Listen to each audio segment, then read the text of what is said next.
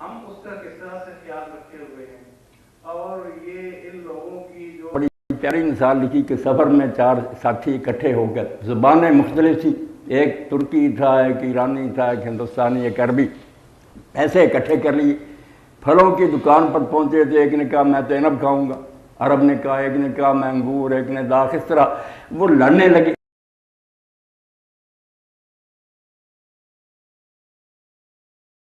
ایک ہی چیز تھی، نام مختلف دے رہے تھے۔ اسی طرح آپ خدا کے لیے میری بات مانیں، یہ صرف یوسف بھی ہے، یہ جو بندی ہے، یہ قیامت جو مسلمانوں پر آئی ہوئی نا، آپ بچوں کو اس سے نجات پانی چاہیے۔ آپ ماشاءاللہ یونیورسٹی کے طالب علم میں ذہن کھلے ہونے چاہیے، سب مسجدوں میں جائیں، سب کی بات سنیں، مسلمانوں کے ساتھ کرو۔ تو یہ 2 باتیں میں پیشگی عرض کرنا چاہتا تھا۔ اب صدیقی صاحب کا سوال بھی سامنے، آپ بھی بچے کھلے دل سے جو جی چاہے پوچھیں، مگر جیسے کہ بدن کا نام فہم قرآن، آپ نے جغرافیہ پڑھا؟ اس نے کہا نہیں۔ آپ نے نحو پڑھا؟ نہیں۔ تو کہنے لگے پھر آپ چیز کی نظر آئی ہے، کوئی اشکال ہے، کوئی سوال سامنے آیا، تو پھر جب ایسا اجتماع ہونا تو آپ قرآن سے متعلق وہ سوال کریں تو یہ بدن کے مقصد سے بھی موافق ہوگا اور مزہ بھی آئے گا کہ قرآن مجید آپ پڑھ رہے ہو اسے۔ اور اگر سنی سنائی باتیں جھگڑے اور لڑائی کی پوچھتے ہیں، یہ ملا حضرات کرتے ہیں، وقت کا ضیاع ہوگا، بربادی ہوگی، فائدہ کوئی نہیں ہوگا۔ تو صدیقی صاحب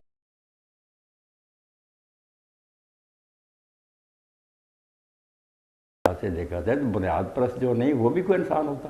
کوئی علم بھی لیں، اس کے لیے کچھ بنیادیں ہیں، کچھ اصول موضوع ہیں، جیومیٹری ہے، الجبرا ہے، کچھ ایسے اصول ہیں جو طے شدہ، ان پر ساری عمارت اس علم کی قائم ہے۔ اگر ان کا کوئی انکار کر دے وہ علم کہاں قائم رہے گا؟ اس لیے دین سے یہ مطالبہ کرتے ہیں کہ دیندار لوگ جو ہے نا، یہ مرغے باد نوا بن جائیں، چلو تم ادھر کو ہوا ہو جدھر کی بس، جدھر تمہیں اڑا کر نہیں ہے۔ یہ اصل میں فنون ہے جو آپ حاصل کر رہے ہیں۔ علم تو نام ہے کہ آدمی جانے کہ اللہ سب نے کہا کہ غیر مسلم جو ہم پرتان کرتے ہیں، ہم بنیاد پرست ہیں، حالانکہ بنیاد پرست اگر لغت کے لیے حوالے چلتے رہو یہ نہیں ہو، اس لحاظ سے تو ہم بنیاد پرست ہیں۔ اور اگر وہ عیسائیوں کا بنیاد پرست ہونا تو یہ چاہیے کہ آپ سارے بچے جہاں اور سب کچھ پڑھ رہے ہیں، کوئی قرآن مجید کا اچھا کہ انجیل اور بائبل کا ظاہری مفہوم لینا، کوئی علم و عقل سے واسطہ نہ رکھنا، بیوقوفی پر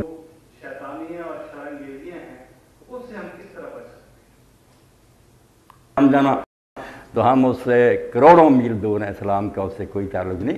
اسلام تو دین ہی وہ کہ یہ لڑ رہے ہیں، اور آپ حیران ہوں گے کہ ان میں سے بھی بہت سوں کو امداد دیتے ہیں اور ان سے کام لیتے ہیں کہ یہاں وہ بنیاد پرستی نہیں، ظاہر پرستی جو ہے نا، اڑ جانا، وہ نہیں ہے، سوچ بچار ہے، علم و فکر ہے۔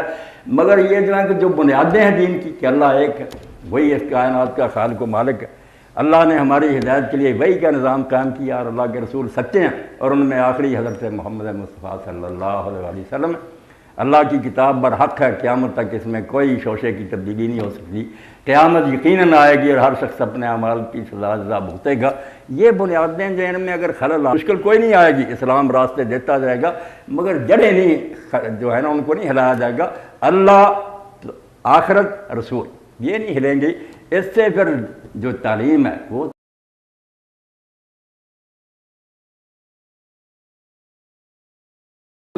اللہ آسانی چاہتا، تنگی نہیں۔ جہاں تنگی محسوس کریں گے وہ کسی عالم کی غلط انٹرپریشن ہوگی، یہ آپ سمجھ نہیں رہے، ورنہ دین میں تنگی کا سوال ہی نہیں پیدا ہوتا۔ اللہ اپنے بندوں کے حق میں مہربان ہو، تنگی دے کر کیا کرے؟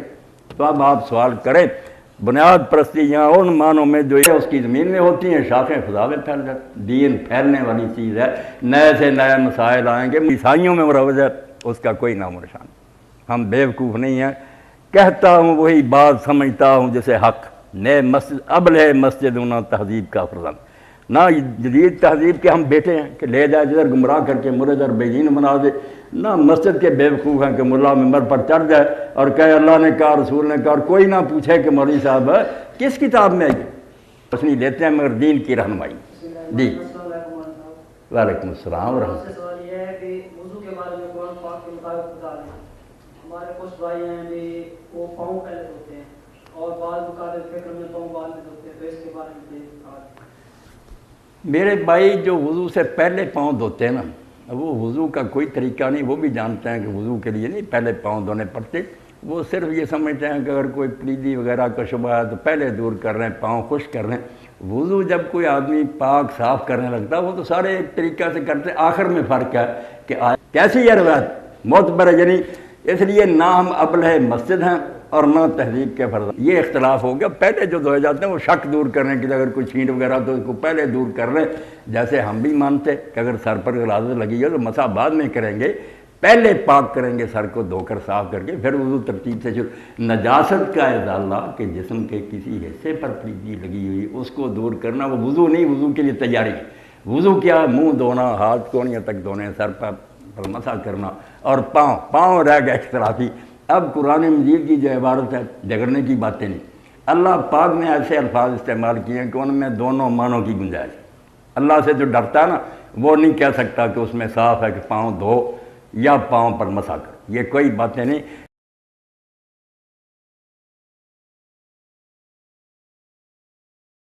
کہ پاؤں سر پر مسح کرو، پاؤں دونوں گنجائشیں ہیں، گرامر اس کو کوئی حل نہیں کرتا۔ اب رسول اللہ صلی اللہ علیہ وسلم کی سنت تھی فیصلہ کن، اس میں بھی اختلاف ہو گیا کہ سنی حضرات کے پاس زیادہ روایتیں کہ آپ پاؤں دھوتے تھے، شاذ و نادر کہیں آتا کہ مسح کیا، یہ دھونے پر ہو گیا۔ شیعہ حضرات کے یہاں زیادہ تعداد ان روایتوں کی ہے کہ پاؤں پر بھی اسی طرح مسح کرتے تھے جس طرح سر پر کرتے ہیں، دھونے کی بہت کم ہے۔ تو یہ اختلاف ذہانت پر مبنی ہے، شرارت نہیں، ایمانداری سے جنہوں نے سمجھا کہ اللہ کی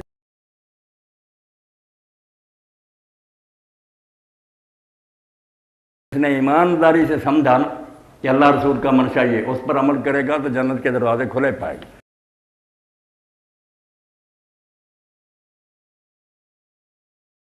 کرتا ہوں کہ قرآن مجید کی عبارت ہے او لامستم النساء، کہ اگر تم عورتوں کو چھو، یہ وضو کے بارے میں اور غسل کے بارے میں آیت جو ہے اس میں آتا۔ اب امام شافعی رحمۃ اللہ علیہ تو لمس کو لٹری لیتے ہیں کہ لفظی معنی میں چھونا ہے کہ آدمی نے وضو کیا، ماں بہن بیٹی کوئی ہے بالغ عورت جسم کے کسی ایسے سے ٹچ کر گیا، کوئی خیال نہیں لگ گیا، وہ کہتے ہیں وضو کیا۔ قرآن کہتا ہے لامستم النساء۔ اب لفظ میں بالکل ایسے لفظ تو وہاں یہی لکھا کہ چھو جاؤ، وہ لمس المرأہ کو بھی ناقض وضو کہتے ہیں کہ بالغ عورت کا کوئی حصہ جو ہے اس کو چھو لیا، وضو کیا، ماں یا بیٹی۔ امام ابو حنیفہ رحمۃ اللہ علیہ نے کہا یار اس لفظ کو نہیں لیتے، بعض اوقات جو پوشیدہ باتیں ہوتی ہیں وہ کنایہ کے طور پر بیان کی جاتی، کھلا نہیں بیان کرنا مناسب ہوتا۔ چھونے سے مراد وہ ہے جو خاوند اور بیوی ایک دوسرے کو چھوتے ہیں، انٹرکورس مراد ہے، اس لیے چھونا نہیں۔ ایمانداری سے دو امام الگ الگ راستوں پر چل پڑے، عبارت ایک ہے قرآن کی۔ تو جو آپ زندگی کا کوئی مسئلہ پوچھیں کہاں دشواری نہیں پیش آئی، دین میں دشواری کوئی نہیں۔ یرید اللہ بکم، تنگ دل لوگ ہوتے ہیں ان کے پاس پہلے قدم پر فتویٰ کہ بس ہم جنتی ہیں باقی جہنمی، یہ نہیں ہونا چاہیے۔ ایمانداری سے موقع دیں۔ میرے استاد تھے فارسی کے، اللہ ان پر رحمت فرمائے، مولانا محمد حیات رحمۃ اللہ علیہ، انہوں نے ایک مرتبہ واقعہ سنایا کہ غنی کنجاہی نے فارسی میں مثنوی لکھی۔ اب وہ مثنوی اس کی زندگی میں مشہور ہو گئی، مدرسوں میں مولانا حضرات پڑھانے لگے۔ وہ ایک اللہ اتنا تنگ دل نہیں ہے اس کا رسول، جو اس بیچارے کی سمجھ میں آیا۔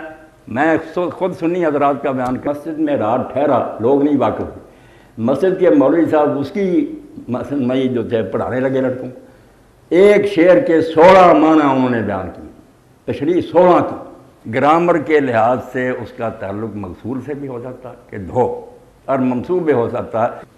غنی حیران رہا کہ یار اتنے معنی میرے کلام سے نکالی، اور بعد میں ملا علیحدہ کہنے لگا میں ہی وہ غنی کنجائی ہوں، میں آپ کے علم پر قربان ہوں کہ 16 معنی آپ نے نکالے اور واقعی نکلتے بھی، مگر ان 16 میں سے کوئی میرا معنی نہیں تھا، میرا معنی یہ تھا۔ تو اس لیے عبارت میں اگر گنجائش ہو تو دین تنگ نہیں کرتا۔ ایمانداری سے جس نے جو سمجھا اس پر عمل کر لیا، تو وہ شیعہ رہے، سنی رہے، شافعی بنے، حنفی بنے، سب اللہ کے رسول کے جھنڈے کے نیچے ہوں گے، دل کھلے کرے آپ، کوئی بات نہیں۔ قرآن مجید کی آیت میں گنجائش دونوں کی، اسی لیے 4 مسلک ہو گئے بیٹا اس بارے میں۔ ایک ہے کہ دھو، ایک ہے کہ مسح کرو، ایک ہے واجب تخیری کا جو شیخ اکبر محی الدین کہتے ہیں کہ دونوں کی اجازت، جس دن آدمی کا جی چاہے دھو لے، جس دن چاہے مسح کر لے۔ اور ایک وہ بھی ہیں ابن جریر طبری کی طرح جنہوں نے کہا دونوں کو اکٹھا کرو، یا آپ کا یہ منشا رسول اللہ سے یہ ثابت آیا، بعد سے ائمہ سے یہ آیا۔ ان چیزوں میں آپ یقین رکھیں جس پتہ کوئی نہیں لگتا، اس لیے پہلے مسح کر لو بعد میں دھو لو۔ 4 قول ہو گئے ایمانداری سے، ہم بالکل صحیح معنوں میں ریشنل ہیں، مگر جو دین چاہتا عقل سے تو یہاں کوئی بنیاد پرست نہیں، کھلے ذہن ہے، علماء سوچتے رہے ہیں، اب بھی سوچ رہے ہیں، پوچھیں جو پوچھا۔ میرا نام اصغر علی ہے، ماشاء اللہ، اللہ کامیاب کر۔ حضرت بہت دنوں سے ایک خالص کانٹے کی مانند دل میں چپی ہوئی ہے، سوال میں اگر گستاخی کا شائبہ ہو تو اللہ پاک معاف فرمائے۔ جن مصائب و ابتلا کی طرف ڈاکٹر طاہر صدیقی صاحب نے ذکر فرمایا، میں بھی بہت دنوں سے ان پر غور کر رہا تھا۔ ایک طرف تو طاغوتی طاقتیں عالم اسلام پر حملہ آور ہیں، اور دوسری طرف کچھ دیگر مسائل، مثلاً غربت، افلاس، زلزلے اور اس طرح کی بہت ساری طاقتیں جو بہت دنوں میں ہوئی۔ پچھلے دنوں میں ایک عورت نے بھوک سے خودکشی بھی کر دی اپنی 2 بچیوں۔ ان ساری باتوں کے پیش منظر میں اور میں بھی یہ پوچھتا ہوں کہ یہ سب کے باوجود یزداں کیوں خاموش ہے؟ یزداں پر سکوت کیوں طاری ہے؟ اس کی مدد کیوں نہیں آتی؟ علم تارا کیف فعل ربک باصحاب الفیل کی صورتحال کیوں نہیں پیدا ہوتی؟ ہاں، بچے نے بہت اچھا سوال اٹھایا۔ میں نے اس مرتبہ جمعہ کا خطبہ جو تھا اس بچی بشرا اور اس کے بیٹوں کی موت پر ہی تھا، کیونکہ پوری دنیا جو ہے اس بارے میں قصوروار اور مجرم ہے۔ امام ابن حزم رحمۃ اللہ علیہ محلہ میں بالکل ٹھیک بات کہی تھی کہ کسی بستی اور علاقے میں کوئی غربت سے اس طرح مر جائے تو اس کی دیت عدالت کو چاہیے کہ پورے محلہ سے وصول کر کے اس کے وارثوں کو دے۔ وزیر اعظم نہ دوڑے، محلے کے لوگوں پر خون بہا کیا جائے کہ تم مرے ہوئے تھے، ایک بیچارہ اس نوبت کو پہنچ گیا کہ مر گیا اور تم نے خبر نہیں لی، خون کی قیمت ان سے وصولی جائے کہ تم لوگوں کو دولت اس لیے اللہ نے دی۔ تو اسی سلسلے میں جو بچے کے ذہن میں آیا وہ میں نے علامہ اقبال نے جیسے لین خدا کے حضور میں نظم لکھی تو لین کی طرف سے بھی معذرت کی کہ وہ خدا کے دربار میں کہتا ہے اللہ تعالیٰ تیرا انکار کون کر سکتا، مگر تو قادر و عادل ہے، مگر تیرے جہاں میں ہیں تلخ۔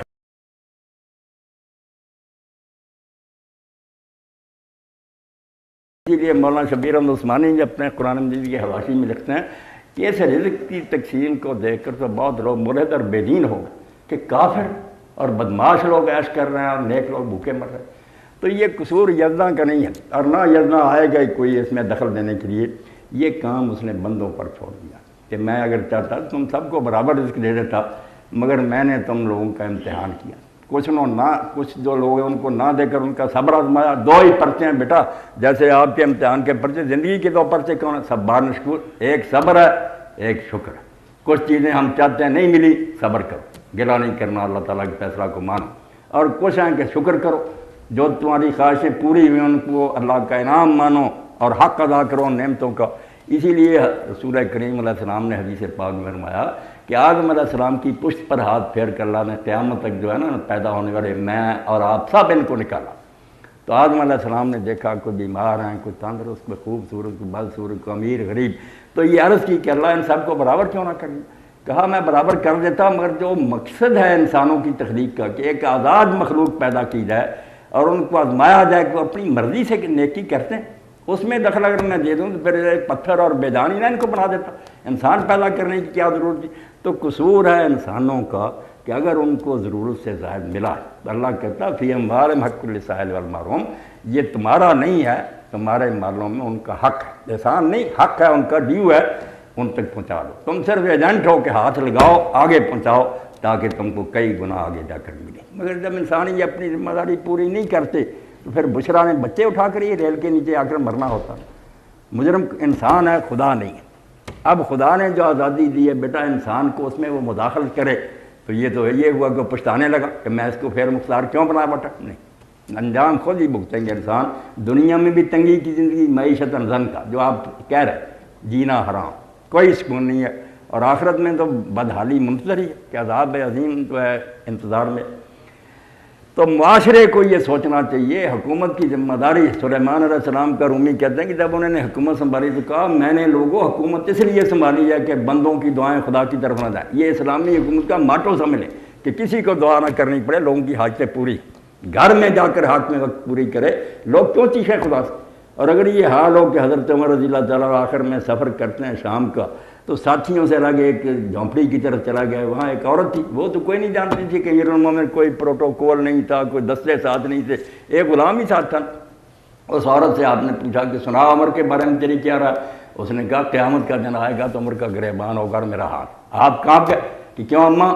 اس نے کہا میری اس نے خبر ہی نہیں، میرے حالات بہت خراب، میں تنگی میں زندگی گزار رہی. تو انہوں نے کہا آپ نے اطلاع دی؟ کہنے لگے مجھے اطلاع دینے کی کیا ضرورت، بہت بندہ ہے مزدور کے اوقات. یہ ظلم دیکھ کے لوگ پریشان ہو جاتے ہیں کہ خدا کہاں گئے. اور اگر وہ لوگوں کے حالات کی خبر نہیں لے سکتا، اس کو کس نے کہا تھا کہ وہ خلافت کا بوجھ اٹھا؟ واپس آئے روتے جھڑکا اس عورت نے، یار مجھے خلافت کا اور بادشاہت کا فرق سمجھا دیا کہ بادشاہت کرنی تو محلوں میں عیش کرو، خلافت کرنی ہے تو پھر ایک ایک کی فکر لو، اس کا جا کر پتہ کرو کہ سال میں. تو جب لوگ بیٹا اپنا کام نہیں کرتے، خدا کے کندھوں پر ڈال دیتے ہیں، خدا کیسے کرے؟ اللہ تو یہی کرے گا. آپ بے فکر نہ ہو، بے فکر ہو جائیں. جو ہے نا علم ترا کیفا، وہ ہونے بھی چاہیے نا لوگ جن کی مدد کے لیے اصحاب الفیل کو اللہ تباہ کرے. جب وہ بھی ویسے ہی ہو جیسے اصحاب الفیل، اللہ ان کی مدد کیوں کرے؟ مشرکین جو چاہے تھے کعبہ کا احترام کرتے تھے، انہوں نے ابراہیم علیہ السلام کے بعد بیت اللہ کی کبھی توہین نہیں کی. یہ بد نصیبی ہمارے حصے میں آئی کہ پہلی صدی میں رسول اللہ کے بعد وہاں حضرت عبداللہ بن زبیر شہید ہوئے، پھانسی پر ان کی لاش لٹکائی گئی، حجاج نے بیت اللہ گرا دیا، بعد میں بھی قتل و کفار نے نہیں. اتنا عرصہ گزرا، وہ اور جرائم کرتے تھے، مگر جب کسی دشمن کو بھی دیکھ لیں کہ میرے باپ کا قاتل ہے، تلوار میان میں کر لیتے تھے کہ یہ ام صلاح ہے، یہ امن کی جگہ خدا کا گھر ہے. اس لیے اللہ تعالیٰ نے ان کی آخری وقت کی مدد کی، کعبہ کی عزت رکھنے کے لیے اللہ تعالیٰ نے ان کی مدد کی. اب ہمارا حال کیا؟ صدیقی صاحب بھی کہہ رہے ہیں، آپ بھی دیکھتے ہیں کہ مسلمان جو تم مسلمان ہو جنہیں دیکھ کے شرمائیں یہود. کون سے کرتوت ہمارے؟ یہود سے بھی بدتر ہیں، اور ہم چاہتے ہیں کہ اللہ تعالیٰ بھیج دے ابابیلیں. کیوں بھیج دے؟ اللہ تعالیٰ خام خواہ پارٹی بنے. پہلے فضائے بدر پیدا کر، فرشتے تیری نصرت کو اتر سکتے ہیں گردوں سے کتار اندر کتار. اب بھی فوجیں اللہ کی اتریں، مگر پہلے بدر والے بنو. جی ہاں پوچھیں بیٹا.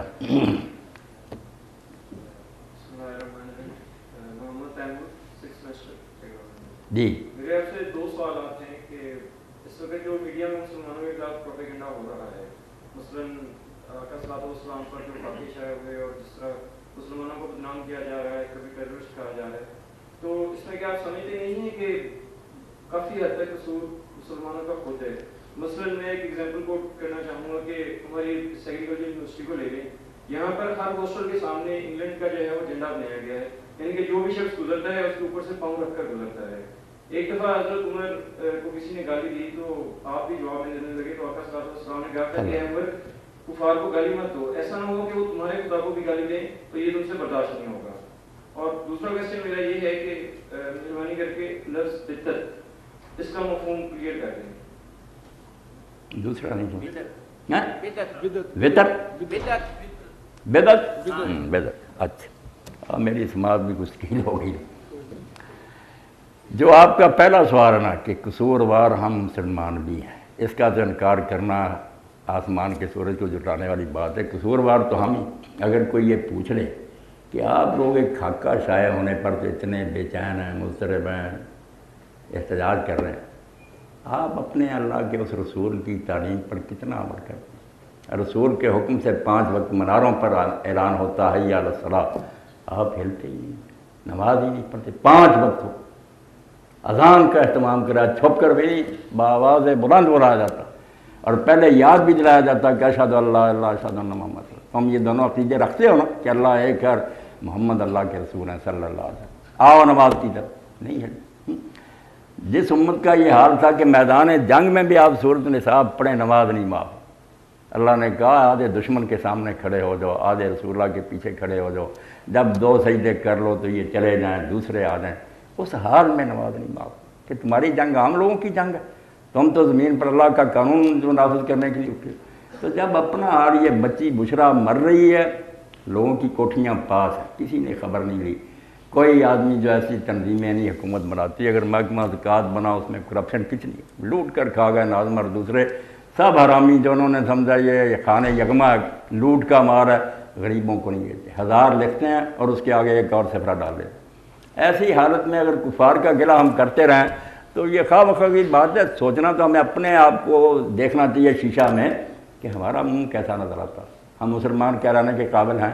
رسول اللہ کی امت والا کوئی ہم میں کام نظر آتا؟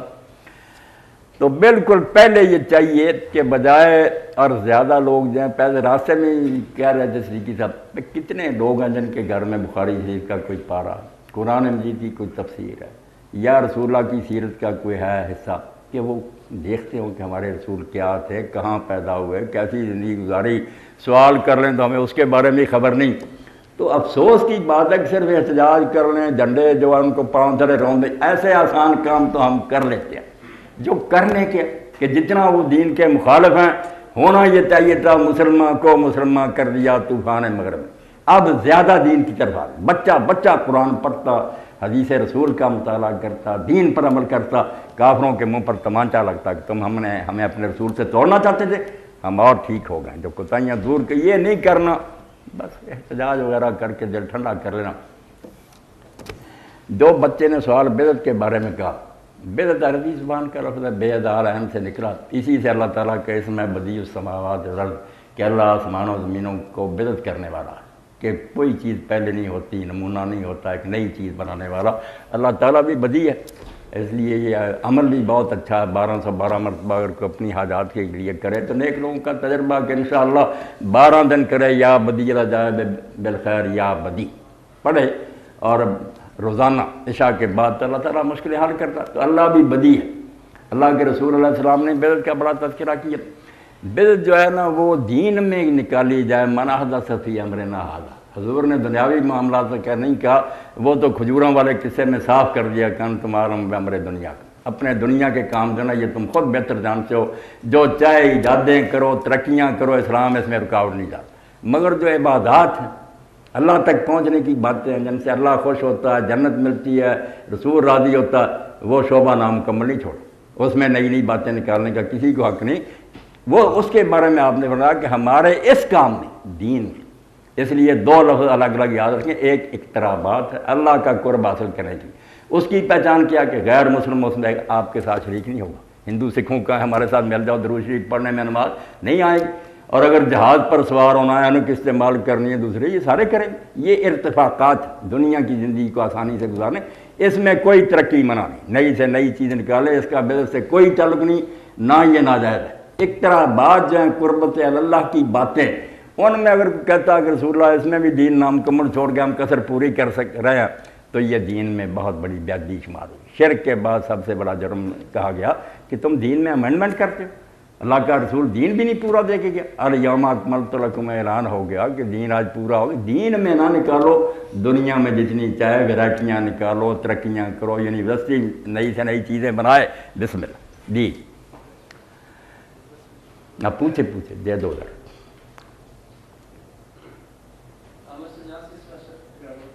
جی آپ نے فرمایا کہ جو ہے نا اس نے جو آئے نہیں کہ آج کے دن جو ہے دین مکمل ہو گیا، اس میں آپ کوئی چیز نہیں کر سکتے. لیکن اذان جو ہے اس کے اندر جو ہے نا صبح کے وقت ہم پڑھتے ہیں کہ نماز کے لیے نماز نہیں سے بہتر ہے. ٹھیک ہے نا، یہ فضل عمر رضی اللہ عنہ کے دور کے اندر آپ نے اس کو جاری فرمایا تھا. اسی طرح جو ہے نا یہ جو تراویح پڑھتے ہیں ہم، یہ بھی جو ہے نا 20 تراویح تو آپ صلی اللہ علیہ وسلم سے کوئی ثابت نہیں کہ آپ نے پورے 30 دن متواتر پڑھی ہو. یہ بھی بعد میں کہتے ہیں عمر کے دور میں شروع ہوئی. اس کے بارے میں آپ کا کیا؟ یہ دونوں مثالیں جب بچے نے دی نا، بہت اچھی بات ہے. اس طرح ذہن کلیئر کرنا چاہیے کہ یہ باتیں بھی دین کی ہیں. اب یہ کہ الصلاۃ خیر من النوم، اگر تو بات بیٹا یہی ہے کہ یہ حضرت عمر رضی اللہ عنہ نے اپنے دور میں شروع کیا، جیسے امام مالک نے بھی ایک روایت لکھی ہے، مگر اس کے بارے میں یہ جاننا چاہیے ہمارے ہاں جو ہے نا علم روایت یا حدیث یہ ایک سائنس ہے، بڑی محنت ہوئی ہے اس پر. افسوس یہ ہے کہ مدرسوں میں بھی اس کا اہتمام نہیں. لڑکے بھی بس کتاب پڑھی اور سنانے لگے کہ مشکات میں یہ آیا، فلاں میں یہ آیا. باقاعدہ جو ہے نا اس پر ڈھیروں کتابیں ہیں کہ کون ہے اس کو بیان کرنے والے، لکھنے والے نے کس سے لیا، اس نے کس سے لیا، یہ آپس میں ملے ہیں، ان کے حافظے کیسے ہیں، ان کی دیانت کا کیا حال ہے، کس عمر میں ملاقات ہوئی.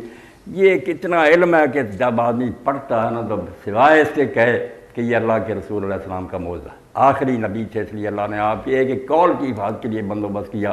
یہاں ملاوٹ نہیں ہو سکتی. ملاوٹ کی ہے لوگوں نے بہت ہے، وہی ممبروں پر لوگ سناتے رہتے ہیں، ٹی وی پر بھی آ کر بڑے بڑے ڈاکٹر سناتے ہیں، حدیث کہتے ہیں، مگر کوئی نہیں پوچھتا کہ ڈاکٹر صاحب اس کے آگے لکھا ہوا کہ جھوٹی ہے بات. یہ پوچھنا شروع کر دیں تو انشاءاللہ مسئلے حل ہو جائیں. تو یہ حضرت عمر رضی اللہ کے بارے میں جو ہے نا کہ وہ سوئے رہ گئے، مؤذن نے آ کر ادب سے کہا کہ الصلاۃ خیر من النوم یا امیر المومنین، تو آپ نے فرمایا یہ کلمہ تو بہت اچھا، اس کو آپ نا اذان فجر میں رکھ دیں، یہ بیٹا اتنی مستند نہیں ہے، انویلڈ ٹریڈیشن ہے، نہیں صحیح۔ اس کے مقابلہ میں دوسری روایتیں جو ہے نا اس میں آتا خود حضور کے زمانہ میں ہوتا تھا، آپ نے ابو محذورہ کو اس کی تعلیم دی۔ اب جو تو کہہ رہے ہیں نا بچہ، وہ حضرت عمر رضی اللہ عنہ کے کہنے پر نہیں کہہ رہے، رسول اللہ کا انہیں ملا حوالہ، وہ آپ لے رہے ہیں بے شک مجھے۔ جنہوں نے یہ سمجھا، جیسے امام شافعی رحمۃ اللہ علیہ اسی نتیجہ پر پہنچے آخر میں کہ یہ حضرت عمر کی ایجاد ہے، انہوں نے بیٹا چھوڑ دی، بلا جھجک چھوڑ دی کہ اذان میں نہ کہا کرو، یہ الگ کہتے پھرو، کیوں اذان میں اضافہ کرتے۔ اتنے بڑے امام نے محمد ابن ادریس نے کہا اگر عمر رضی اللہ عنہ کا ہے نا یہ، ہم نہیں ان کو حق دیں۔ اس لیے کوئی بدعت کا جواز نہیں، نہ کوئی نکال سکتا۔ اب تراویح آپ نے پوچھی، اس کے بارے میں جو پڑھتے ہیں اہل سنت وہ کہتے ہیں کہ رسول اللہ نے پڑھی، بعد میں چھوڑ دی اس لیے کہیں فرض نہ ہو جائے۔ حضرت عمر رضی اللہ عنہ اپنے زمانہ میں دیکھا کہ یہ لوگ کوئی ایک ایک دو دو پڑھتے ہیں، کوئی اکیلا اکیلا پڑھتے ہیں، انتشار ہے، ایک ہی مسجد میں ٹولیاں بنے تو کیوں نہ ان کو ایک امام پر اکٹھا کر دیں۔ انہوں نے ان کو کر دیا، اور 8 ہی تراویح حضور پڑھتے تھے، 8 کا حکم انہوں نے دیا، بالکل ایسے ہی حدیث نے کہ دونوں قاریوں سے کہا ان یقوم علی الناس ب11 رکعت۔ حضور جو 11 رکعت تہجد کی پڑھتے تھے نا، وہی یہ نماز ہے۔ اول وقت پڑھ لیں تراویح کہتے ہیں، پچھلے وقت پڑھیں تو اس کو لوگ تہجد کہتے ہیں۔ نماز ایک ہی قیامت ہے، دو نہیں۔ اس لیے آپ نے جب تراویح پڑھی تہجد نہیں پڑھی، تہجد پڑھی تراویح نہیں پڑھی، ایک نماز 11 رکھتے۔ حضرت عمر رضی اللہ عنہ نے یہی کیا۔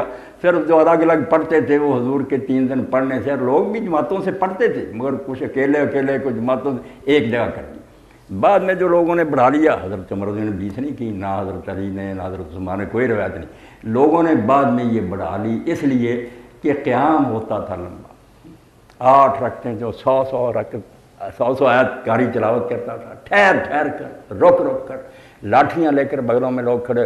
انہوں نے کہا یار یہ فرض نماز تو نہیں نا کہ اس میں اضافہ نہیں ہوتی، نفل ہی ہے نا، نفل دن رات میں جتنے جی چاہے پڑھے، اس لیے رکھتے ہیں بڑھا دو، جلدی رکوع سجدے اور ٹانگوں کو ذرانا آرام مل جائے۔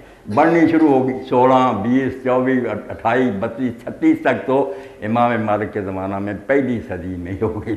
تو لوگ یہ مانتے ہیں، اب بھی مانتے ہیں، بڑے بڑے حنفی اور دوسرے علماء کے سنت 8 ہیں، باقی نوافل ہیں۔ یہ ہے حقیقت اس بات کی، یہ اس بدعت میں نہیں آتا کہ دین میں بالکل ایک نئی چیز اپنی طرف سے گھڑی، خود حضور کی پڑھی ہوئی۔ جی ہاں ادھر بھی دینا بھائی، سوال کریں۔ محمد عرفان ماشاء کامیاب کرے اللہ پاک۔ جی میرا سوال حضرت یہ ہے کہ بہت سے دوست یہاں سے بی ایس سی یا ایم ایس سی کرنے کے بعد جو ہے نا جا کے بینک کی جاب کرتے ہیں، تو ہمیں جو ہے نا سود کا جو ہے وہ مفہوم واضح نہیں ہے۔ آپ ایک تو ہمیں سود کا مفہوم بتا دیں، اور یہ بتا دیں کہ اسلام میں زیادہ سے زیادہ لیمٹ کتنی ہے منافع کی، کتنا زیادہ منافع لیا جا سکتا ہے؟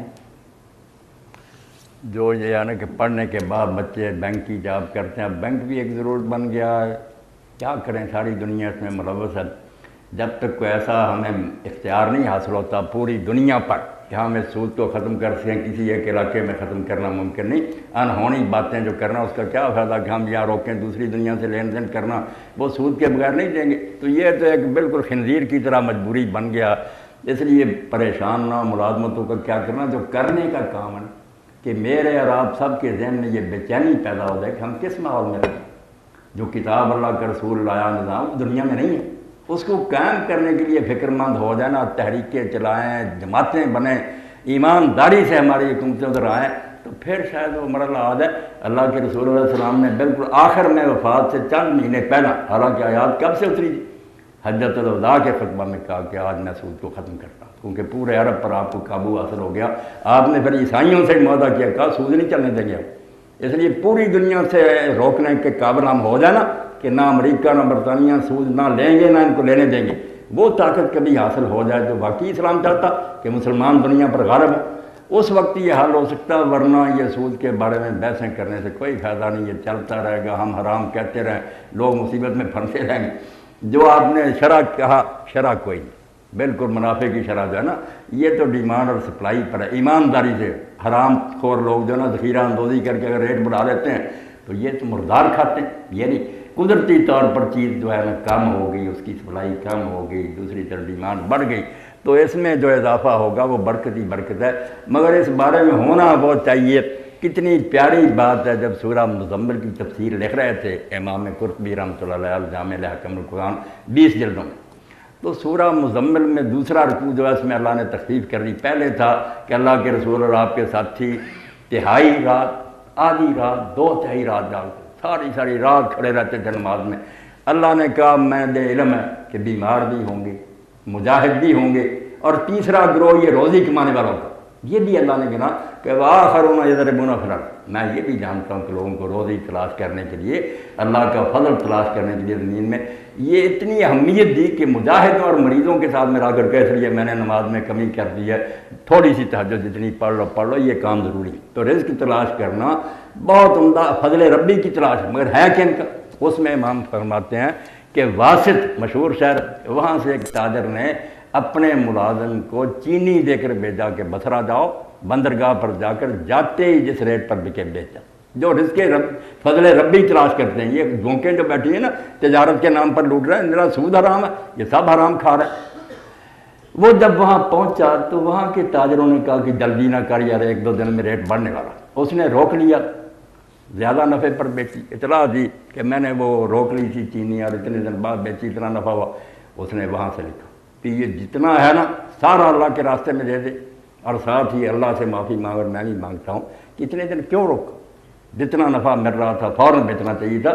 یہ ہے فضل ربی کر کے آپ لا رہے ہیں دوسرے علاقے سے لوگوں کو سپلائی، بسم اللہ، آپ کا یہ عبادت ہے کام، اللہ خوش ہے، خلق خدا کی خدمت کریں۔ اور اگر آپ اس کو بنا رہے ہیں کہ اس سے ایکسپلائٹ کریں لوگوں کو کہ غریب بھوکے مرے اور ہم بعد میں بیچیں گے مہنگا کر کے، تو کوئی یہ رزق حلال نہیں ہے، تجارت بھی عین حرام ہے، سود اور جوئے کی طرح کی حرام۔ اس لیے یار شرع کوئی نہیں مقرر کی گئی، آدمی پر چھوڑا گیا کہ تو یہ سوچ جو اللہ کے رسول کہتے ہیں کوئی شخص مومن نہیں ہو سکتا جب تک وہ اپنے بھائی کے لیے وہ پسند نہ کرے جو اپنے لیے پسند کرتا، کہ اگر میں گاہک ہوتا، مجھے ضرورت ہوتی کہ میرے ساتھ یہ حالات پیش آتے، میں پسند کرتا، ہر دکاندار یہ سمجھ کر فیصلہ کرے وہی فتویٰ ٹھیک ہے، ہم سے بہانوں سے وہ حلال کرا لے یہ کوئی بات نہیں۔ جی یہ بچے کو نہیں دیا، کئی مرتبہ اس نے اشارہ کیا، اس کو دو نا۔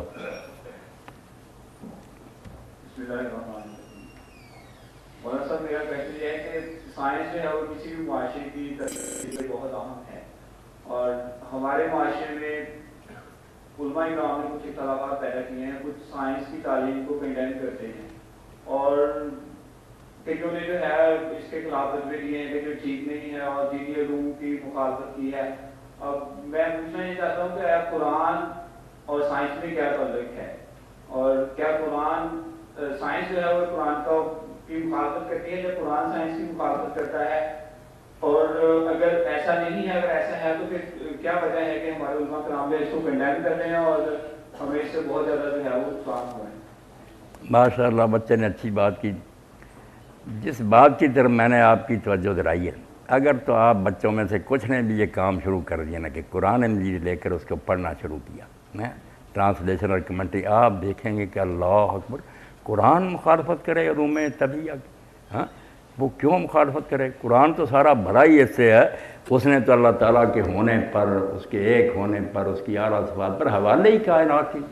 وہ ایسے ہی نظر آتا کہ یہ باٹنی کا لیکچر ہو رہا ہے، یہ فزکس کا ہو رہا ہے، یہ جیالوجی کا ہو رہا ہے۔ وہ قرآن میں جب آدمی داخل ہوتا تو پتہ لگتا کہ اللہ تعالیٰ تو ایسے ہے کہ جیسے ایک جگہ جہاں آرٹ کونسل بنی اور سارے اللہ تعالیٰ نے اپنے نمونے رکھ دیے ہیں، اور بلا کر کہہ رہا، جغرافیہ والوں کہتا سورج اور چاند کی طرف دیکھو کس طرح یہ باقاعدگی سے آ رہے ہیں، بارشیں ہو رہی ہیں، ان کو کہہ رہا کہ تم دیکھتے ہو کہ کیسا سسٹم ہے کہ بخارات اٹھتے ہیں، ہوائیں لے جاتی ہیں، پہاڑ روک بنتے ہیں۔ قرآن میں تو جب آدمی داخل ہوتا ہے، یہی تو بات پروفیسر غلام دیلانی برک نے کہی، تھوڑی بہت اس میں گمراہی تھی، مگر 2 قرآن اس نے بہت عمدہ لکھی، آپ بچے وہ ضرور حاصل کریں تاکہ ایمان تازہ ہوتے۔ اس نے کہا ایک قرآن تو جو کتاب کی شکل میں، ایک قرآن جس کے بارے میں اللہ تعالیٰ کہتا ہے زمین و آسمان کی پیدائش میں آیات ہیں، جس طرح ان کو آیات کہتا ہے اسی طرح آیات، کہ زمین و آسمان کی پیدائش پر غور کرو، اس میں اللہ کی قدرت کی نشانیاں۔ تو باب ہیں پھر باندھے، پہاڑ آ گئے، سمندر آ گئے، پھر اس کے نیچے آتے ہیں، پھر سائنسدانوں نے آج تک جو تحقیق وہ ساتھ دی ہے کہ کس طرح وہ لیبارٹری میں سجدے میں کرے کہ اللہ اتنا عظیم ہے۔ تو اللہ والکون بھی مصر کے ایک عالم نے لکھی، اللہ اور کائنات۔ ظالم ہے جو کہیں کہ یہ علوم جو ہیں یہ دین کے خادم نہیں، صرف ظلم یہ ہوا بیٹا کہ سائنس جو ہے یہ فلسفہ، اس میں کچھ تو ہیں حقائق، فیکٹس ہیں جو خوردبین سے دوربین سے نظر آتے ہیں، دین ان کے خلاف نہیں ہو سکتا۔ دین ان کے خلاف کہے گا خود جھوٹا ہو جائے گا کہ آنکھوں سے نظر آ رہی چیز دین کہتا یہ نہیں ہے، کہیں حقائق کو قرآن نہیں جھٹلائے گا، قیامت تک نہیں جھٹلائے گا۔ ایک ہے تھیوری، مصیبت یہ ہے کہ کافروں نے فیکٹس کو لے کر نا ان کو ایسی شکل دی ہے جس سے بجائے ان علوم کو پڑھنے سے مومن بننے کے بیڑیا بن جاتا، کہیں خدا نظر ہی نہیں آتا۔ یہی علوم اس طرح اگر مرتب کے علم نباتات ہے، جغرافیہ دوسرے، کہ ہر موقع پر دکھایا جائے کہ یہ پری پلاننگ نہیں نظر آتا، یہ الٹا بنا ہوا جہاں نظر آتا، تمہیں نظر نہیں آتا کہ منصوبہ ہے، باقاعدہ لاز ہیں دیتے، تو پھر یہ علوم آپ دیکھیں گے کہیں اسلامیات کا لیکچر نہیں رکھنا پڑے گا۔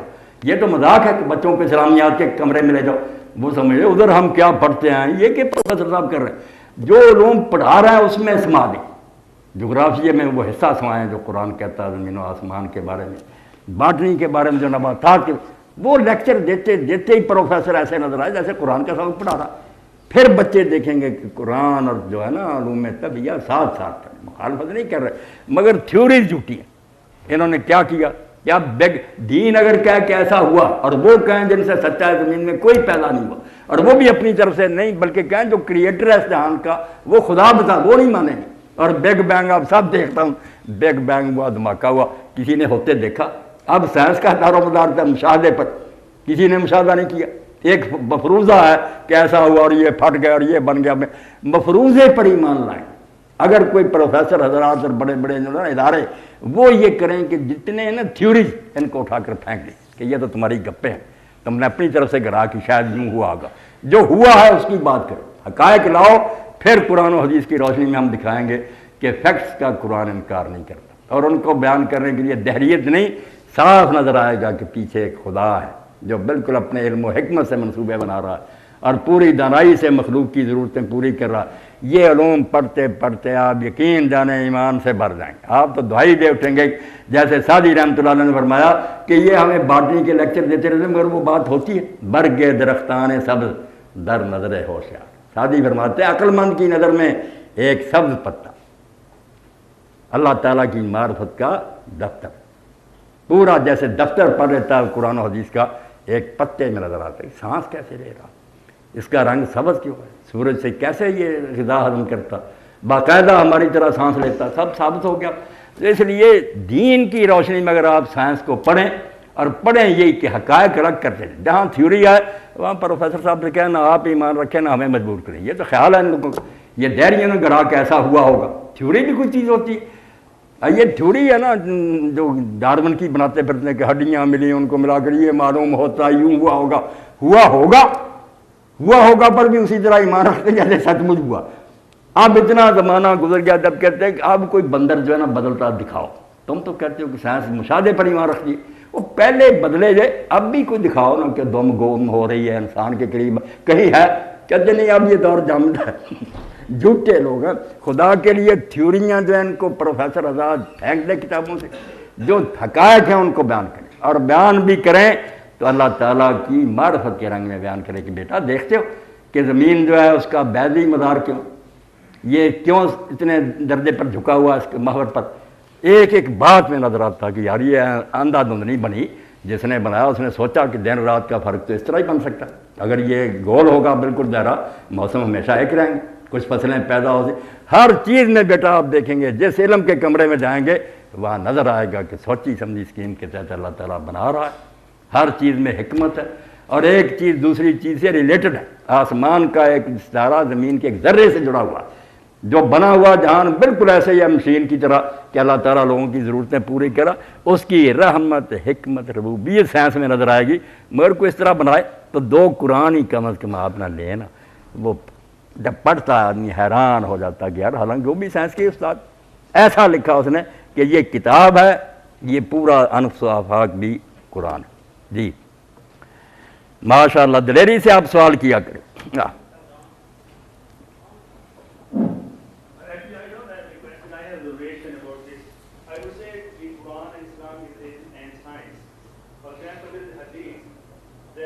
When the people will die, the bones will be rotten and that is, but there is one bone, coccyx bone, it will remain there. It will not go out. When the people will emerge from the graves and they will start from that coccyx bone. Now, I read this paper in the United States that coccyx has a DNA. And DNA is the base of the generation, one thing. The other thing is, for example, Allah subhanahu wa ta'ala clearly said that khanzir is haram. And now the science has proved that the khanzir has the one nematode in this case, and it is not killed. And if it is consumed by the people, it causes the joint pain in this case. And now it is proved that that is the reason. But there are a lot of proteins in this case which are dangerous for this one. They are one thing. Other thing is the Quran says, look on the plants. We put the seed, then it grows, then it strengthens the stem, it produces all these things. They will not grow in the barren land. This is the science which has proved all these things. I would say Quran is the end science. And the people, something, for example, in case of the nematode, there are Urdu میں بات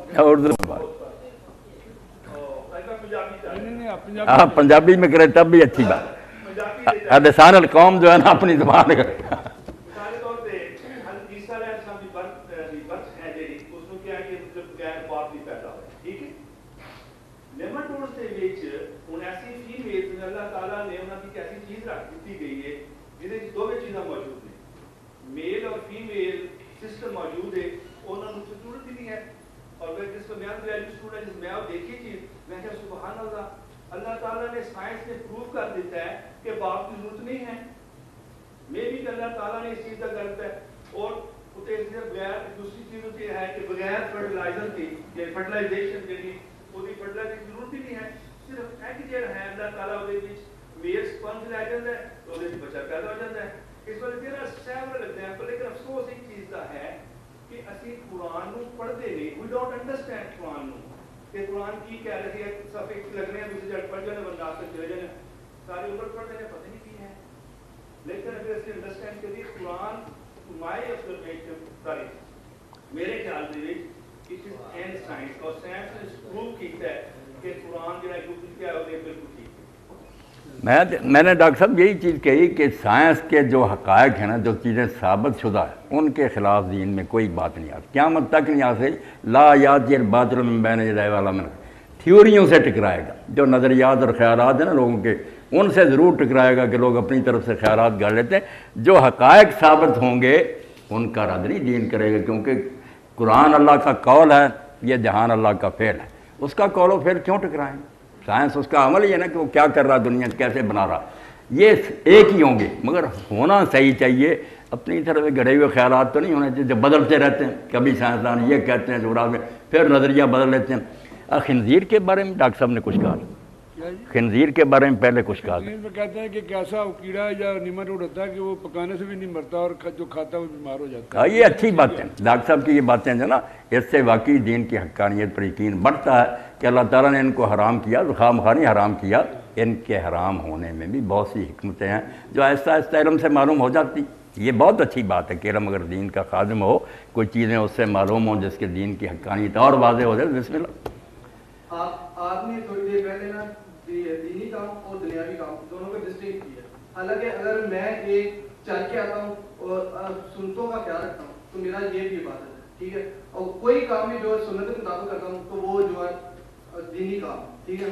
اور حضرت علی رضی اللہ تعالیٰ عنہ سے اس نے دریافت کیا تھا کہ آپ دن میں کتنے گھنٹے عبادت کرتے ہیں. انہوں نے کہا تھا میں دن میں 24 گھنٹے عبادت کرتا ہوں. انہوں نے کہا آپ کیا مسلح میں بیٹھے رہتے ہیں؟ آپ نے کہا نہیں, میں جو کام بھی کرتا ہوں نبی اکرم صلی اللہ علیہ وسلم کے مطابق اور اللہ تعالیٰ کے احکام کے مطابق جو کرتا ہوں تو میرا سارا دین یہ بات مطلب. اور دوسری بات آپ نے ابھی کہا کہ وہ آج کیوں نہیں بندروں سے انسان پیدا ہوتے. حضرت عیسیٰ علیہ السلام جو بغیر باپ کے پیدا ہوئے وہ بھی تو ایک دم ہی ہوئے, اس کے بعد تو کوئی نہیں ہوئے, اس کے بعد تو کوئی ایگزامپل نہیں اس کی ملی. تو اس لیے یہ جو ان کی حضرت عیسیٰ علیہ السلام کی مثال آپ نے دی, یہی آپ کے خلاف ہے. وہ عیسیٰ علیہ السلام اسی لیے ایک بار ہی پیدا ہوئے کہ وہ ہم اس کو عام نیچرلی کہتے ہیں کیسا ہوتا رہتا ہے. وہ کہتے ہیں کہ بس ایک مرتبہ اللہ نے اپنی قدرت سے اس کو کیا. یہ کہتے ہیں کہ جانور تبدیل ہوتے آئے ہیں, اس طرح بدلے, ایک آدھا نہیں کہ کبھی اللہ تعالیٰ نے اپنا عمل کام کرے. یہ تو کہتے ہیں ارتقاء جو ہے یہ قانون فطرت ہے کہ چیزیں اس طرح بدلنی آ گیا, وہ دکھانا چاہیے کہ کیوں روک کیا. عیسیٰ علیہ السلام کی مثال تو ہم خود کہتے ہیں کہ وہ روز کا معاملہ نہیں, وہ اللہ نے اپنی قدرت سے کاملہ سے ایک موقع پر یہ دکھا دیا, رب بھی چاہے دکھا دے. مگر یہ جو ہے ارتقاء, یہ تو بیٹا کہتے ہیں کہ جانور سارے بنے ہی اس طرح, اس لیے یہ تو ہونا چاہیے نا کہ اب بھی بنے. یہ مثال آپ کی اس سے مطابق نہیں رکھتی. اور جو ہے نا دنیاوی اور دینی کا فرق ہے یہ آپ سمجھ لیں. ایک کام فی نفس ہی دینی ہے. وہ دنیاوی بنتے ہیں تو نیت بری سے بنتے ہیں کہ میں مسجد میں نماز پڑھتا ہوں دکھاوے کے لیے, تو نماز دین تھا, میری بری نیت سے وہ دنیاوی بن رہی, یہ الگ بات. ورنہ بذات خود نماز دنیا کا کوئی کام نہیں, عبادت ہے. جو کام آپ نے کہا کھیتی باڑی وغیرہ یہ دین بنتے بذات خود دین نہیں, اسی لیے ہندو کرتے ہیں, سکھ کرتے ہیں. یہ اگر ہم نیت کر رہے ہیں اللہ کو خوش کر رہے ہیں وہ بھی بنے گی. مگر آپ نے جو کھجوروں کی پیوند کے بارے میں فیصلہ فرمایا کہ مدینے کے کاشتکاروں کو کہا کہ یہ کیا کرتے ہو کہ نر جو ہے نا کھجور اس کا بور جا کر گراتے ہو مادہ پر, ان کا تو تجربہ تھا, آپ بھی اب جانتے ہیں کہ نر مادہ, مگر آپ نے چونکہ تجربہ نہیں تھا نہ یہ کوئی دینی معاملہ تھا, آپ نے فرمایا کیوں کرتے ہو. انہوں نے چھوڑ دیا, فصل تباہ ہو گیا.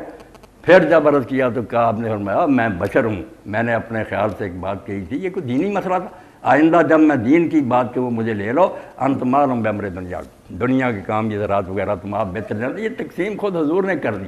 تو فرق صاف نظر آتا ہے, جس کام میں مسلم غیر مسلم دونوں شریک ہوں گے وہ دنیا کا ہوگا. اگر اس کو ہم اللہ کی رضا کے لیے کریں گے وہ پھر کنورٹ ہو جائے نیت سے, ورنہ اصل میں دنیا. اور جو عبادت کے کام ہے چرچ میں نماز وغیرہ سارے یہ ہیں فی نفس ہی بات. یہ اگر کنورٹ ہوں گے ہماری بچی سے نیت دکھاوے کی ہو گئی یا کوئی لوٹنے مارنے کی دھوکہ دے, وہ الٹ دیا اس نے, ورنہ بذات خود یہ چیزیں عبادت ہے.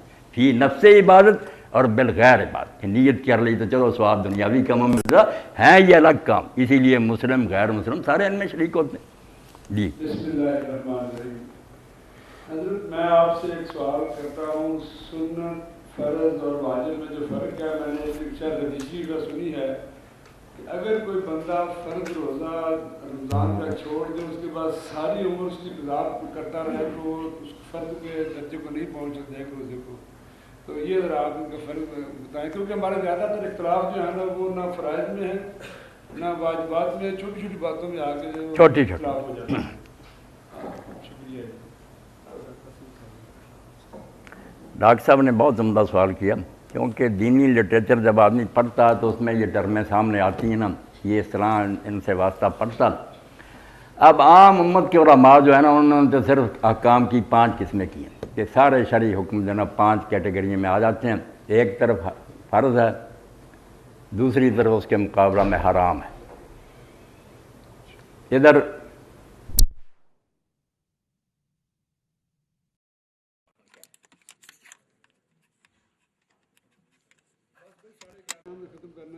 ختم ہونے والا ہی. اب آپ بچے تیار ہو کر آیا کریں, سوال لایا کریں, بڑی خوشی ہوگی. یہ سوال بہت عمدہ. تو احکام شرعیہ جو ہے نا دین میں جتنی باتوں کا حکم ہے وہ عام ائمہ نے تو 5 ان کو حصوں میں تقسیم کیا. ایک طرف فرض ہے, وہ واجب کو بھی فرض ہی سمجھتے ہیں کہ الگ کوئی نہیں, دونوں کا ایک ہی معنی. ادھر جو ہے نا وہ حرام ہے.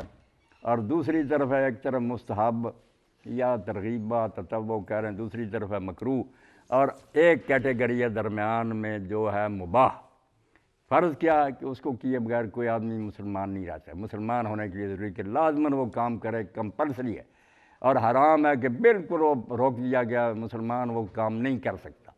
دوسرا مستحب ہے کہ شوق دلایا گیا, بہت اچھا ہے, ثواب ہے, عمدہ اعلیٰ, مگر کوئی زور نہیں دیا گیا, اور اگر کوئی نہیں کرتا تو مجرم نہیں.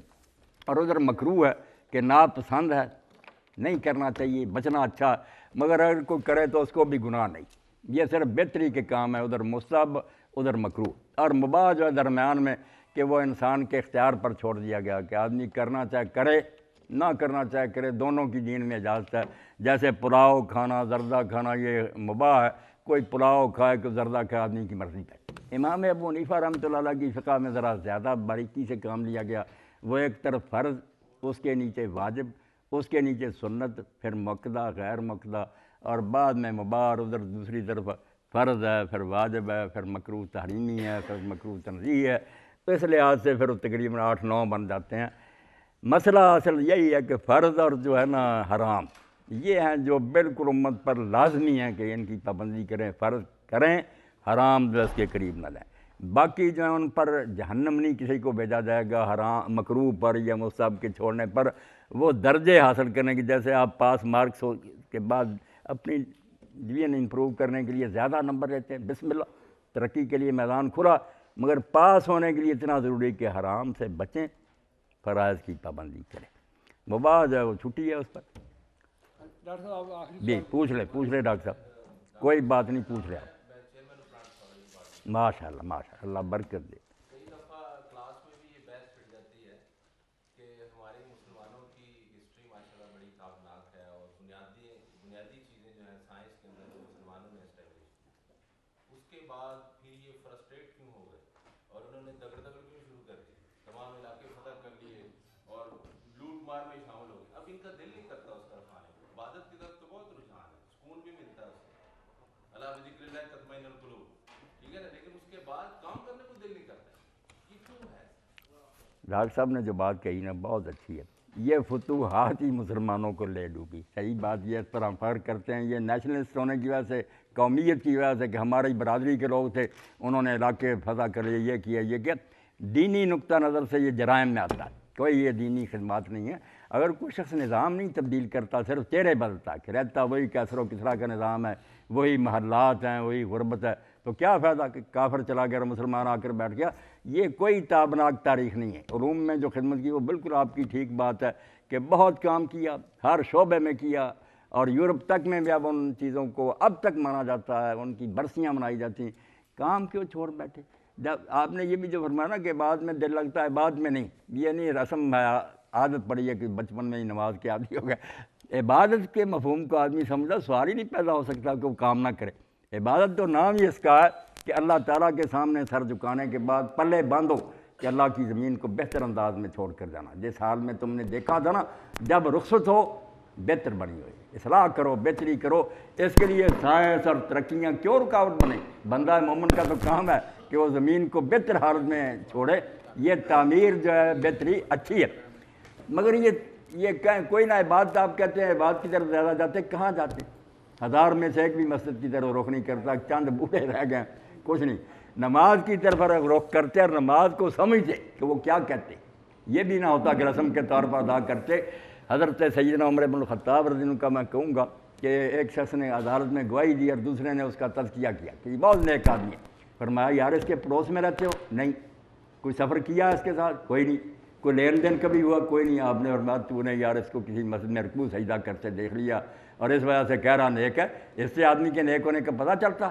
کئی لوگ رسم کے طور پر عادی ہوتے ہیں بچپن سے، یہ موقع ہیں جہاں پتہ چلتا ہے کہ اس آدمی کا اصل کریکٹر کیا، لین دین ہو، سفر اس کے ساتھ ہو، کوئی پڑوس میں رہے۔ تو اصل میں ڈاکٹر صاحب بات یہی ہے کہ ہماری عبادت بھی رسمی ہے، وہ بھی اب برائے نام ہی ہے، کوئی نہیں، عبادت بھی بہت کم ہو گئی ہے۔ کتنے لوگ ہیں جو مسجدوں کا رخ کرتے ہیں اور سمجھ کر ادا کرنے والے تو بالکل برائے نام۔ اب دیکھیں نا، وہ 80 من تک ییلڈ لے رہے ہیں، گندم بدماش جو ہیں دنیا میں رول کر، ہماری ییلڈ 40 من سے آگے نہیں بڑھ رہی، تو فرشتے تو نہیں لینڈ کریں گے؟ نہیں، فرشتے نہیں کریں، بالکل، یہ بالکل جرم ہے، بہت جرم ہے یہ کہ اللہ کی زمین کو۔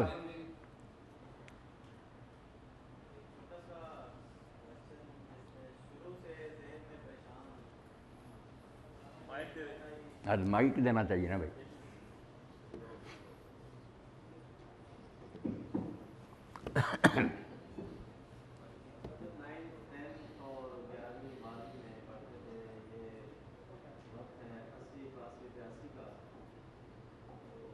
ایک ذہن میں کویسچن اس وقت سے آج تک پھنسا ہوا ہے کہ یہ احادیث بھی ہیں اور ہم نے ہر جگہ یہ سنا ہے کہ دعا کرنا اللہ تعالیٰ سے مانگنا، ہمیں اسی سے مانگنا چاہیے۔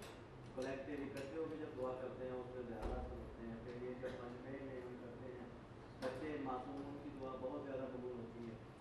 تو جب سے ہم نے ہوش سنبھالی ہے، آزاد کشمیر اور فلسطین اور اس طرح کے آج کل جو ہمارے مسائل ہیں وہ بہت زیادہ بڑھ چکے ہیں۔ جب ہمارے حج کا موقع ہوتا ہے، لاکھوں لوگ اکٹھے ہوتے ہیں، دعا کرتے ہیں، اس دعا میں جو یہ ساری ہم نے آج تک کی اسٹڈیز دماغ میں بیٹھی ہوئی ہیں کہ اکٹھے دعا کرے، ایک کی بھی قبول ہو جائے تو سارے مجمع کی قبول ہوگی۔ اس میں ایک بھی معصوم ہے، معصوم کی دعا اللہ تعالیٰ بہت جلدی قبول کر دیتے ہیں، وہ سب کی قبول۔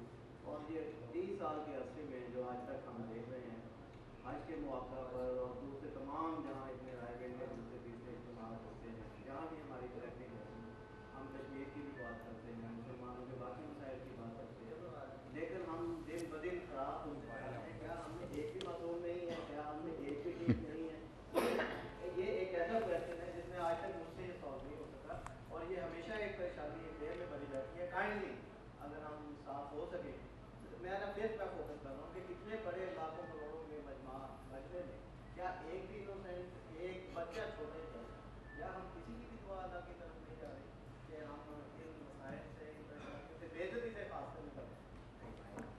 بالکل میں نے سوال آپ کا سن لیا.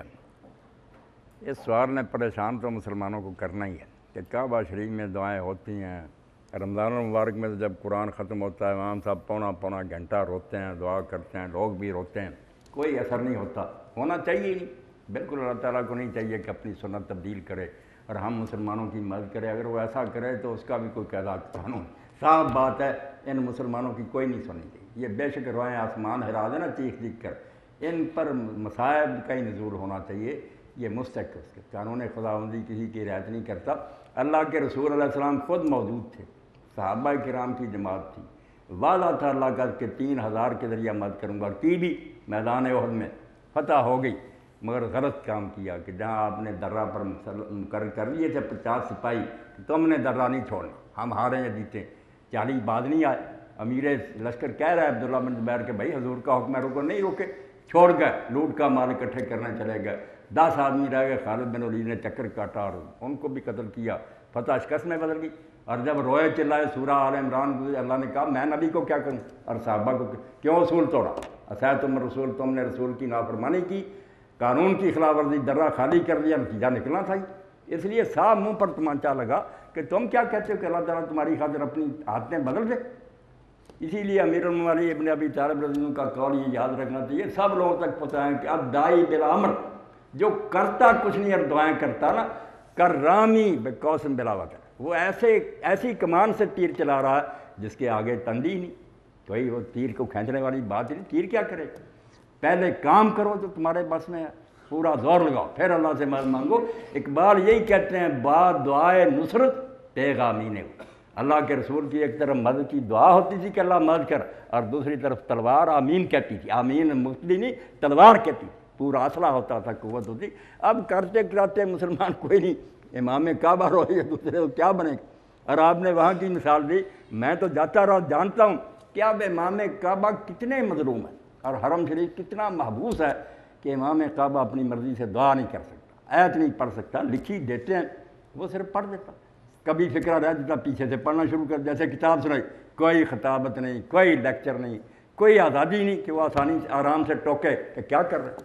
سپاہی سامنے بیٹھا ہوتا ہے کہ اگر آیت بھی تبدیل کی اسی وقت نوٹ کر لیں. تو ایسے لوگوں پر اللہ کی رحمت نازل. اور آپ دیکھتے ہیں کہ وہ غلاف کعبہ لوگ چیخے کہ آپ نے یہ بھی کہہ دیا. میں نے کہا پڑھو, جب یہ شروع ہوا تھا امت روئی تھی کہ کعبے کو کیا ضرورت ہے اتنے غلاف کی, کہ کروڑوں روپیہ اس پر خرچ ہوتا ہے, سونے کے تار گزرتا ہے, یاشی لوگ بھوکے مر رہے ہیں اور آپ کعبے پر غلاف چلا رہے ہیں. اور کون ہے بانی اس کا یزید پلید کہ اس نے ریشم کا لباس چڑھایا. بعد سے حکمرانوں نے یہ ڈھونگ رچا لیا, ہزاروں مربع زمینیں وقف مصر میں کعبے کا غلاف تیار ہو رہا. بھائی کوئی بات ہے کرنے, اور سونا چڑھا دیا اس کے درازوں پر. علماء لکھتے ہیں کہ ولید بن عبد الملک ظالم تھا. لوگ کیا بولتے علماء, وہاں امام حسین علیہ کے اوپر گھوڑے دوڑا دیے گئے, اور ماں بیچارے کیا کرتے. ورنہ یہ کوئی دین کا کام نہیں. حضور نے پیش گوئی کی تھی کہ جیسے یہود اور نصارہ نے اپنے بعد گاہ جو ہیں ان کو بنا سنوار دیا, ایسے ہی تم قیامت سے پہلے کرو گے. بہت سونے چاندی نمائشیں, سادہ ہو, صاف ستھری ہو, خوشبودار ہو, سادہ مسجد, دیواروں پر یہ نقش و نگار اور لکھا ہوا. کتابیں نکالیں, ڈاکٹر صاحب پوچھے, فقہا بھی لکھتے ہیں کہ یہ سب حرام ہے. لوگوں کی توجہ نماز میں بڑھتی ہے, وہ دیکھتے رہتے ہیں عبارتیں کیا. جب وہ عبارت شکستہ ہوتی ہے وہ آتے ہیں, پھر بے ادبی ہوتی ہے ان کی. مگر لوگ اپنی مرضی کرتے ہیں, دین کو نہیں مانتے, اور پھر کہتے ہیں اللہ مدد کرے.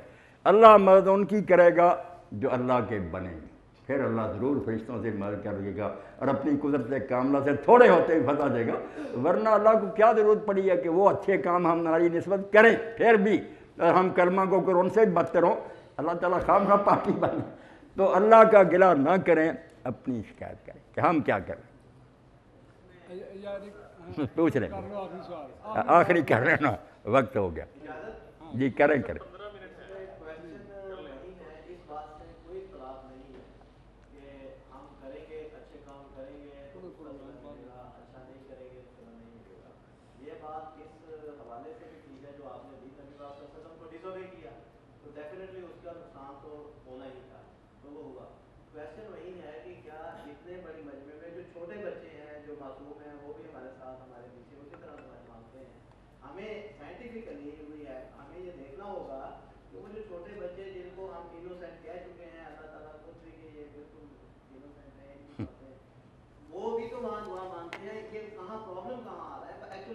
डॉक्टर साहब अच्छा इसमें मैं उत्तर कर नहीं, आप बिल्कुल सच्चे हैं। अल्लाह ताला उन मासूम बच्चों को क्या करे, वो भी अगर बचे हुए हैं तो समझे उनकी बरकत से हम भी कुछ ना कुछ फिर भी राहत मिल रही, वरना सफ़े से ज़मीन से अल्लाह ख़त्म कर देता।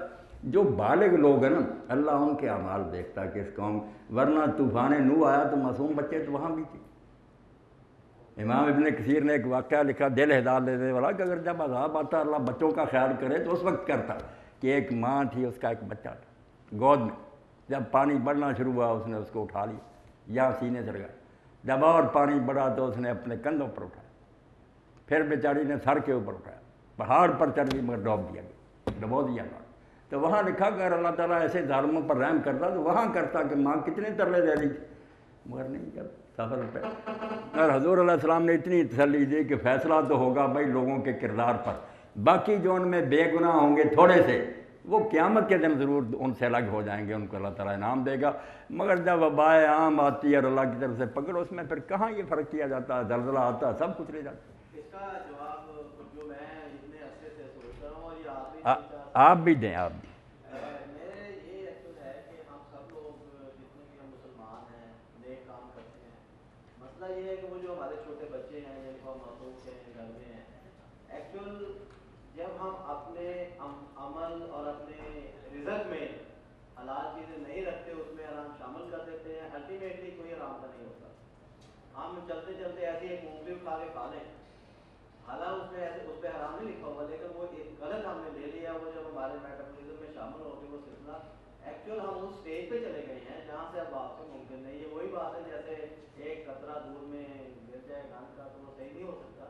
तो ये एक्चुअल वही प्रॉब्लम है, हमने अपने सारे खाने पीने रिज़्क़ हलाल हराम की तमीज़ को सभी लोग तकरीबन आई थिंक भूल गए हैं, कहीं ना कहीं हमने ऐसा शामिल हो गया है। अब या तो या हम वो जैसे ना जब एक बीमारी एक स्टेज तक पहुँच जाए, उस स्टेज के बाद हम भी घर में बैठे होते हैं, कई बुजुर्गों को देखा है, फिर हम सूरह यासीन पढ़ते हैं, या अल्लाह इसका पता डालते हैं। हम एक्चुअल इस करप्शन में, बुराई में, ये जो गलत है उस हद तक पहुँच गए हैं कि अब हमारी वापसी मुमकिन नजर नहीं आ रही। या तो हम अपने हलाल करें, खून को सारे को निकाल दें, और वो मुमकिन नहीं, जब निकलेगा हम बैठ हो जाएगी। और ये इसका नहीं, नाउमीदी का तो डॉक्टर साहब कोई सवाल नहीं, ये जो है कि ऐसा हो नहीं सकता, ऐसी तो कोई बात नहीं। अगर लौटना चाहें लोग, तौबा करना चाहें, बात हैं तो आ सकते हैं, मगर इसके लिए कोशिश करनी पड़ेगी, खुद लोग जो हैं वो अपने आप को बदलने का इरादा करें। जी शुक्रिया मौलाना।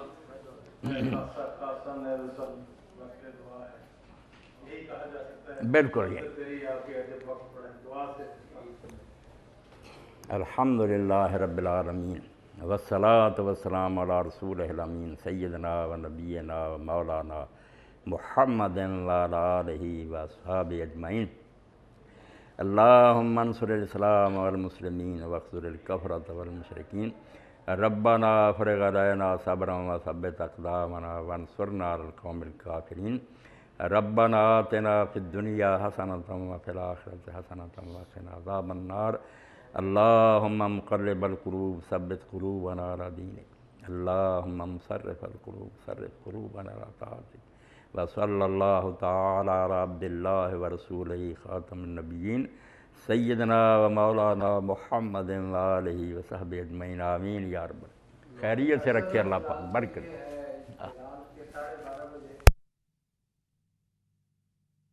अल्हम्दुलिल्लाह। ਮੌਲਾਨਾ ਸਾਹਿਬ ਮੇਰੇ ਜ਼ਹਿਨ 'ਚ ਇੱਕ ਸਵਾਲ ਇਹ ਆ ਕਿ ਮੈਂ ਜਿਹੜਾ ਦੀਨ ਨੂੰ ਸਮਝਦਾ, ਮੈਂ ਜਿਹੜੇ ਮੇਰੇ ਦਿਲ